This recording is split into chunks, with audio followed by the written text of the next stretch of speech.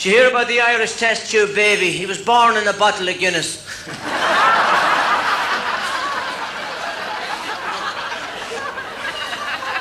He had a very slender body, but he had a lovely head on him.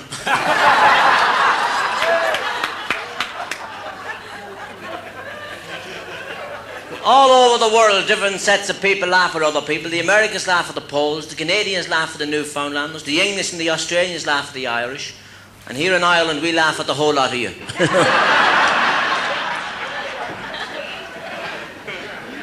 We tend to laugh at people here. They laugh at my brother. My brother's name is Wee-Wah. He was born in an ambulance, you know, Wee-Wah, Wee-Wah, Wee-Wah.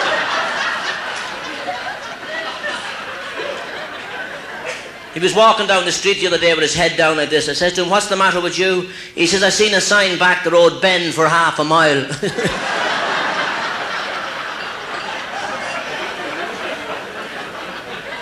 He went in the binds of a pair of shoes and he put the shoes on and the storekeeper says, "How are they on you, sir?" Well, he says, "They're a little bit tight." Well, he says, "Try them with the tongue out." He said, "They're still too tight."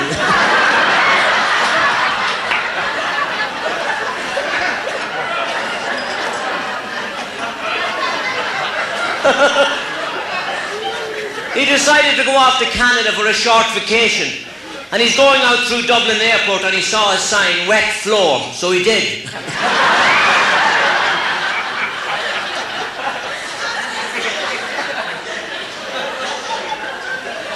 But while he was in Canada, he decided he'd do some bear hunting. So he hired a truck and guns and all, and he's driving up the mountains for about 8 hours, and he came across a big sign that read "Bear left." So he came home.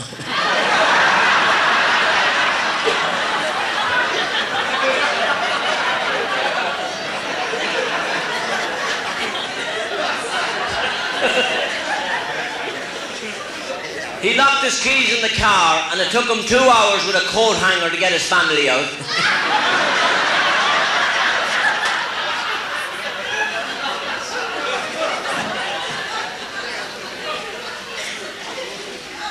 He came into work last Monday. His 2 ears were all bandaged up. I says, "What happened to your ears?" He said, "You're not going to believe this." I says, "Try me." Well, he says, "I was doing a bit of ironing on Sunday," he says. "The telephone rang and I picked up the iron."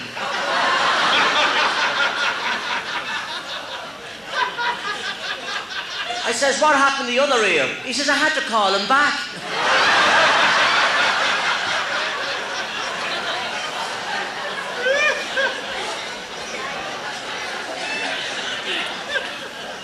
He loaned a friend of his $10,000 to have plastic surgery done on his face, and he never got the money back. He just couldn't recognize him.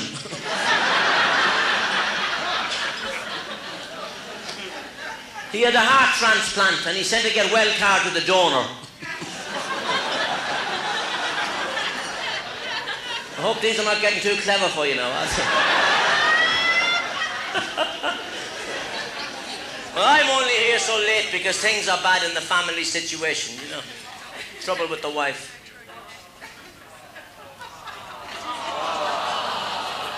They always say in an Irish marriage, never let the sun set on a row, never go to bed without speaking to your husband or your wife, your boyfriend, your girlfriend. Make it up, start to talk.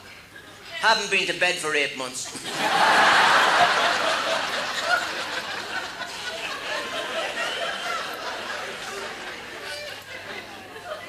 The row was going on at Christmas and I tried to patch things up. I says to her, "What would you like for Christmas, dear?" She says, "I'd like to look like Barbara Streisand." So I broke her nose.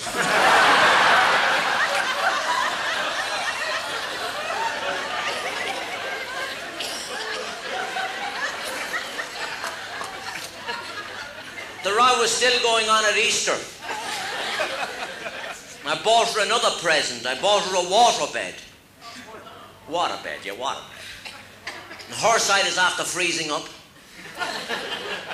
She calls my side the Dead Sea.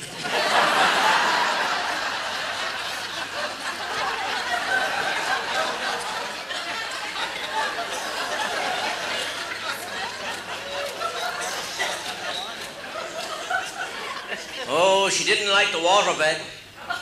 She gave it to her mother. She drank it.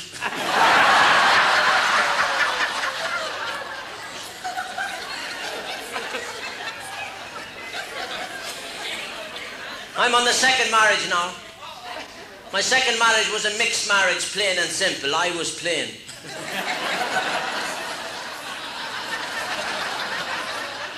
But I must explain to the visitors, the people from Mullingar, they'll know this. A mixed marriage here in Ireland is when a Catholic marries a Protestant. In the rest of the world, it's when a man marries a woman.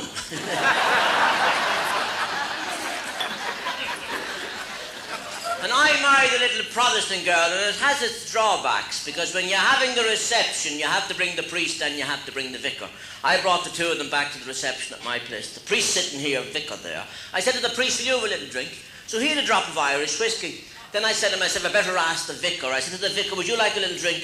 He said, I'd rather commit adultery.